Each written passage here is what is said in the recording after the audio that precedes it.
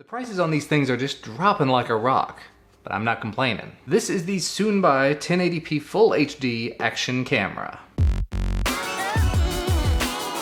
Yeah, as I was saying there a minute ago, the prices on these things are getting ridiculously low at this point. When I bought my first action camera, it was about $100. And when I bought my first GoPro, it was about $200. GoPro actually just announced a couple of new cameras last night that are in the $300 to $400 range. This thing, while it may not have all the exact same features and functions as the new GoPros or as any of the other cameras I've used, was $45 on Amazon and comes with a boatload of accessories. Looking at the back of the box at the specifications, it's 1080p H.264, does 1080p at 30 frames a second, so it's not 4K, it's not 1080p 60, but still, for most people, 1080p 30 is still gonna get the job done. It does do 720p 60 if you prefer that faster motion, has a 170-degree wide-angle lens. With the case on, it's waterproof up to 30 meters, and it does Wi-Fi, BGN. It does take a micro SD card, which unfortunately not included, but for $45, can't complain. And it has a 900 milliamp hour battery, which is supposed to last about an hour and a half. And because I forgot to mention it, 2-inch LCD on the back of it. Let's just open it up, let's see how it works. Unfortunately, the one place where these little cameras tend to fall apart is the audio. Now, when you're doing action camera type footage, usually you don't care so much about audio, so it's not that big of a deal, especially in my opinion. But if that does matter to you, I just wanted to go ahead and point it out. So you've got the camera, and you've got accessories. USB wall charger, 5 volts at 1 amp. Lots and lots of GoPro style mounts, including the bike mount if you have a bike. Some 3M sticky pads, the non-waterproof clip-in case with the belt clip, the different back for the waterproof housing that makes it not so waterproof, micro USB charging cable, Velcro straps, user guide, microfiber cloth, basically the same kind of accessories I've seen in quite a few little bundles, and actually a lot of those other bundles were quite a bit more expensive. So very nice to see that if you're willing to buy a camera that doesn't do 4K, but does 1080p, you can still get all of these accessories for a very reasonable price. As for the camera itself, you can see here it comes in its waterproof housing, has a bit of plastic here over the lens, plastic on the back. Let's just go ahead and open it up. You can see just looking at the case itself, it has access to the button on the top, button on the front, button on the side. So basically everything you're gonna wanna touch, you can do while it's inside of the case. And then we go ahead and dump the camera out of it. It's got more plastic on the lens, plastic on the back screen, just a little screen protector. And there you have the camera itself. So power button on the front is also the mode button. Looks like it has a couple of status LEDs here on the front, and it mentions that it does do Wi-Fi. HD 1080p as you would expect. On the side you have the micro SD card slot, mini HDMI, and micro USB, as well as what appears to be the microphone. On top you've got the shutter button and what looks to be the speaker, and on this side you have the Wi-Fi button. And then of course on the bottom is the little door that pops off pretty easily there. Use a fingernail with the included battery, which you can see is 3.7 volt, 900 milliamp hours. And actually it looks to be almost exactly the same size as all the other ones I've looked at previously, so I may have to test that out eventually. Let's go ahead and just see if we can power it on. I can see that red LED did light up. And it says action camera, and actually that startup logo looked kind of familiar. But it says no card, 1080p wide, it's got timers at the top, pretty standard fare in terms of just the layout. Let's go ahead and tap the mode button. We're now in photo mode, and then burst mode, time-lapse mode, and then the mode where you can take a look at the photos and videos, as well as the settings. We'll go ahead and go into the settings there. Video resolution, if I tap on that, 1080p 30 is the default, 720p 30, and it actually says 4K 10 FPS, so I'm a little confused there, but it just has those three options. So unfortunately it doesn't do 720p 60 as it said on the box, but as sort of a bonus you get 4K as an option, but 10 FPS is not gonna be usable. So we'll stick to 1080p 30 for now. Looping video, I'm gonna go ahead and leave that off. Timestamp, I'm gonna go ahead and turn off because I don't like that.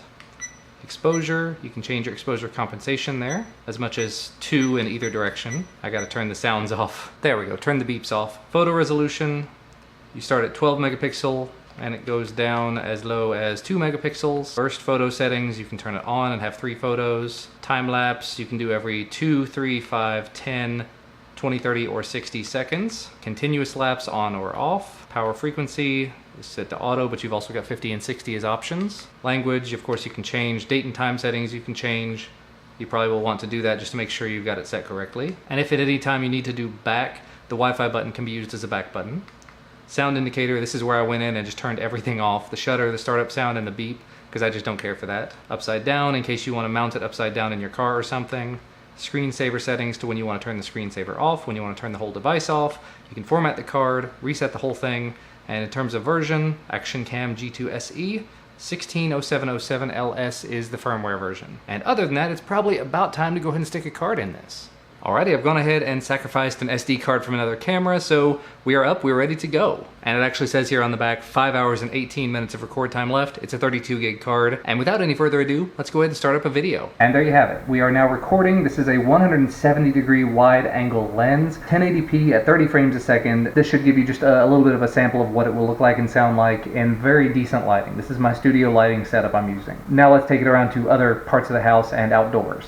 Here's a little bit of footage in the sort of dimly lit dining room. The colors look pretty accurate and it doesn't look too grainy. And actually just standing in the doorway, it's capturing a large part of the room because of that 170 degree field of view. Here's the even more dimly lit living room with a little one watching Stampy on his tablet. Still looks pretty good in here, although I'm sure the audio is not so great. Some footage in the very dimly lit garage, messy garage, sorry about that, but seems to be doing a pretty good job in here as well. Everything looks clear, doesn't look grainy. And just for the sake of argument, here's selfie video. Just got it facing toward me, holding it with a couple of fingers, not using any sort of a stick or anything. Does not have any sort of built-in stabilization, so don't expect that. And of course some outdoor, bright, sunny day footage. Very light breeze coming through. Colors look really good on the screen, so that's very nice. And person footage, face footage, outdoors in this bright sunny day. I'm facing the sun right now, so the camera's facing away from it. Turn a little bit, I'll give you just sort of an example there. You'll also have a little wind hitting the microphone, so gives you a little idea of what it's like in more scenarios. Most people are probably going to use this outdoors, maybe at the beach or the pool. This is kind of what it would be like. Yeah, just taking a quick look at the very first clip that I filmed there, the audio sounds kind of rough in it. Can't say that I'm entirely surprised. And while we're at it, we might as well just go ahead and take a quick selfie. I will say they do make it nice and easy to do that. And really the picture, the photo quality doesn't look all that bad in good lighting. And while we're at it, let me go ahead and just see if I can get the app installed. I think this is actually the same app I've used on a couple of other cameras, so I'm okay with that. Having multiple cameras that use the same app, good things. So I have gone ahead and installed the app here. If I hit add device, it says connect device from system Wi-Fi preferences. But here's the iCam. It says security recommendation, probably because it's an unsecured Wi-Fi connection. No internet connection, that's okay. Now we confirm. And it does say action cam, it just sort of did it. And we are connected at this point. So you can see from here, we have the option to change video settings. We can see the battery level. We can tap to change the white balance if I tap correctly. There you go. Go into the cog wheel to get a few more options, power frequency and whether it's upside down or not. Over here, you flip over to see the videos that are already on your card, photos that are on your card presumably, just by clicking that. And then over here, you can change its default to video mode.